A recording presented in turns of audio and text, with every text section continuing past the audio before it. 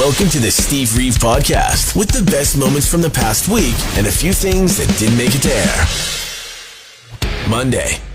Why not try eating like a baby? And I guess that doesn't mean what your brain conjures immediately, which is Cheerios everywhere. You know, like some spaghetti sauce on every surface, including the smile that you've got on your face. Yeah, that's like how I picture a baby eating. But no, apparently the three main things are eat every 2 to 4 hours. You know, smaller sizes more often, and the frequency as well. Slow down while you're eating. Got a check mark on the first one. I'm always the last to finish, so check mark on the second one. And finally, make sure to crap your pants at the dinner table. No, oh, wait, no. The third thing was eat only when your stomach says it's hungry. Oh, I see. Now we're talking about impossible tasks. Well, you know, 2 out of 3 ain't bad. Meatloaf said as much, and now I'm just hungry for some meatloaf. That's how it goes. It's time for Cruz Music News with Steve Reeve. Bit of a theme here with some artists that you weren't expecting to see back on stage again returning. Now, I mean, that was the case before we had the announcement for Black Sabbath's return. That would be Ozzy Osbourne getting the band back together again. I mean, all the original lineup as well. Gonna be July 5th, big show, tons of support as well from Metallica, Slayer, Lamb of God, Tool, Alice in Chains, Guns N' Roses, Gojira, like the list goes on. It's crazy. Zakk Wylde is going to be a big part of it as well, of course. He's been hanging out with Ozzy for many, many years. But he was talking to Metal XS just recently, saying it's going to be mind-blowing and suggesting that we might be seeing Ozzy Osbourne in a throne flying over the stadium. He also added, hopefully we'll just do this and then Oz will go, let's just fire up the machine again and we'll do another tour. I mean, it was supposed to be a farewell, but you never know. We'll see. I mean, that's the case with Kiss. They had their farewell tour in 2023, and yet they're going to be doing another show. Well, at least they're doing a special unmasked surprise show in Las Vegas. This is in the postponement of Gene Simmons' solo tour. I guess he still needed to get back up on stage. So the band's getting back together again for a small little residency November 14th through the 16th, apparently. And Elton John and Brandi Carlile are continuing their collaboration as they have just been set as musical guests, joint musical guests for Saturday Night Live coming up with host Jack Black on that particular episode. Surprise them with some chosen. Be the chosen one. And what I mean by this is a little story from the weekend. I was about to leave to pick up my significant other over the weekend, but I was doing some spring cleaning at the time. I saw that the bottles and cans that had been collecting, stored outside, they were no longer frozen to the ground. So I tossed them all in the back. And then when I got there, I said, hey, before we go home, you want to hit the depot? Surprise her with some chores, and she was so happy, like thrilled about this idea. And then specifically, I mean, here's the kind of like how-to. Relatively light chorin that has already had a head start. I need to be clear.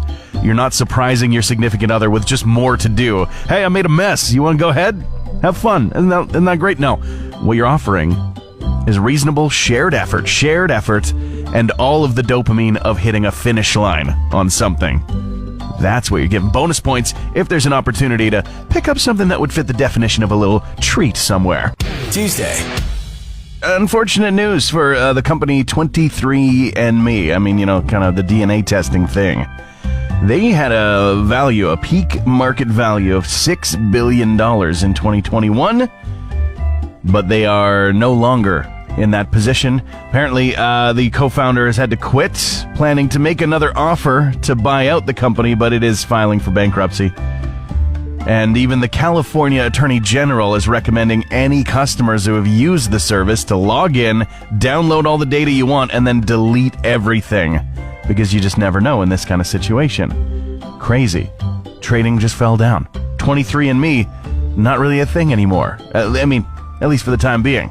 I guess the saliva supply dried up. I guess the amount of hair coming in got cut. I guess the DNA distribution has been denied. I guess the ancestry angle has been axed. Okay, that's enough. That's probably one too many.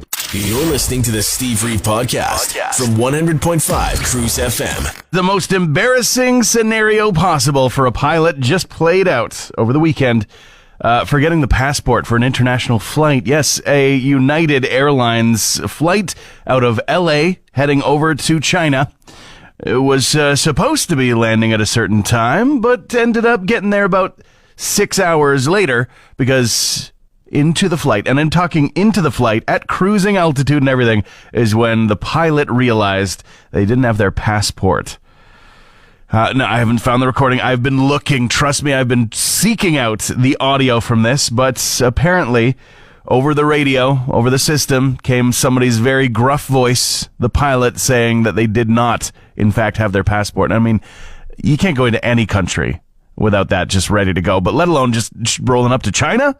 I don't know if that's a good plan right now for an American flight. So, of course, they turned around. They went back to, I guess, San Francisco, San Diego, one of the two, and they figured the situation out with a new pilot, new flight crew, and everything. But I just have to imagine that is ultimate embarrassment. Like, that you're forgetting one of the key things that you need. And it's in a job where there's so many checklists, pre-flight checklist, in-flight checklist, post-flight checklist.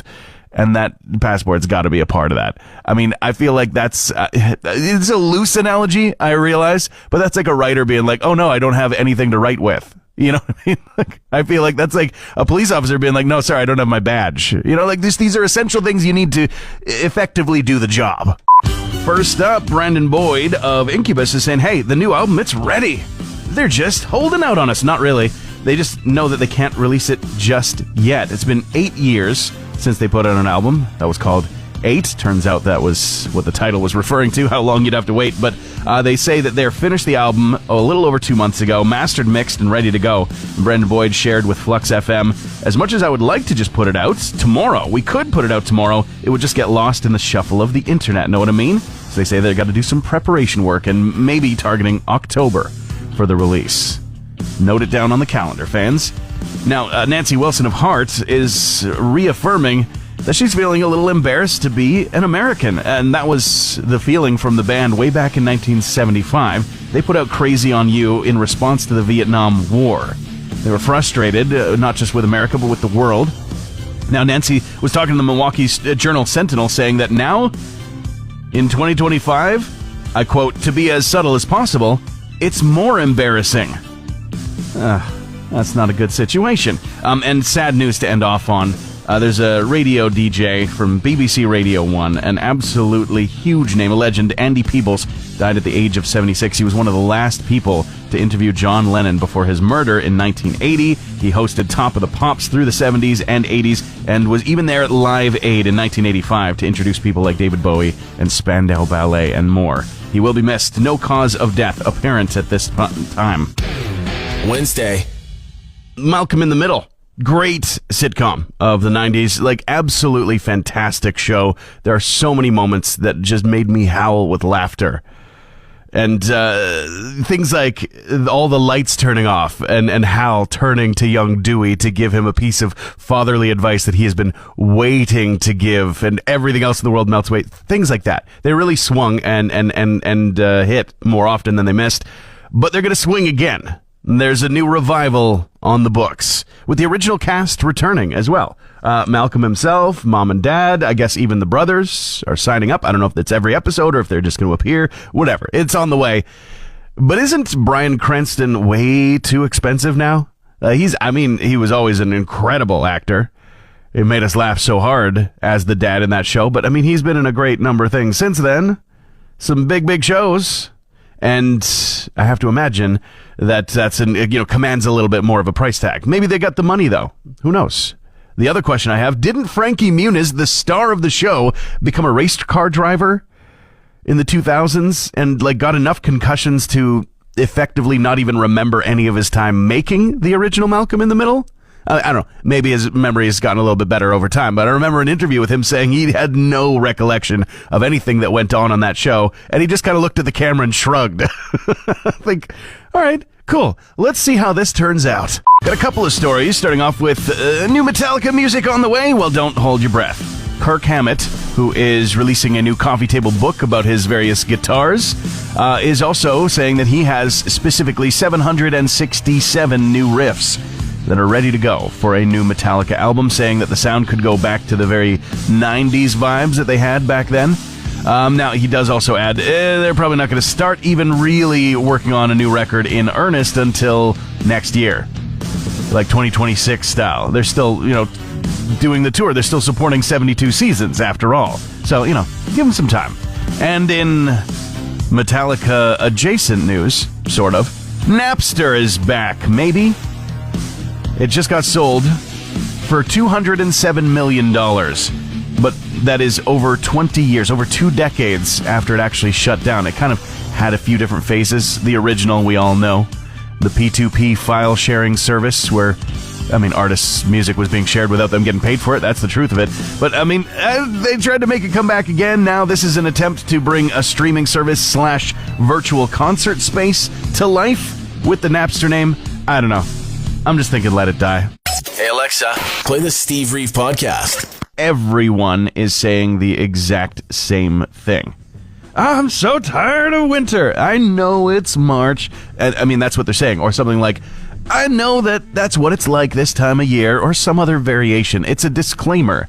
It's this preemptive statement, a strike to avoid the dull and immediate reaction that is coming. Well, you know how it is, or that's March for you. And yeah, people do just say that. I'm not really knocking that, but you should not have to feel like you must qualify being frustrated with the tail end of another endless winter. Yes, this is just what happens this time of year.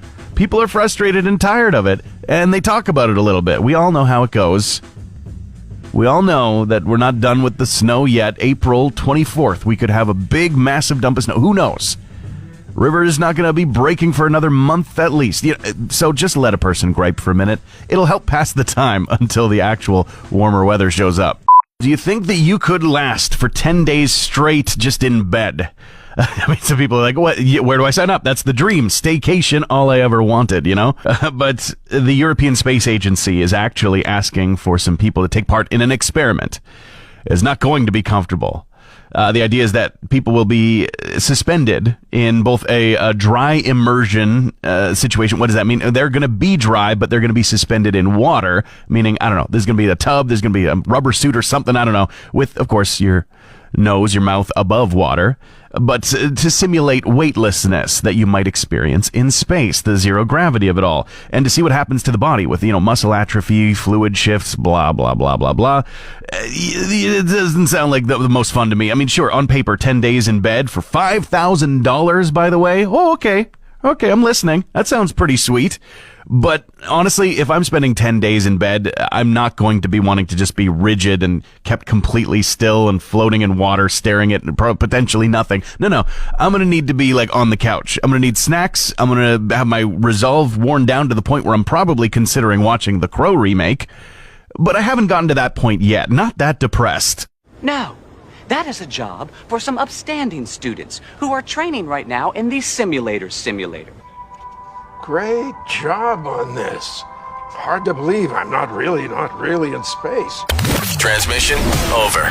Want more Steve? New podcast episodes happen every Friday, or just tune into the Steve Reeve Show. Weekday mornings starting at 5:30 a.m. on 100.5 Cruz FM.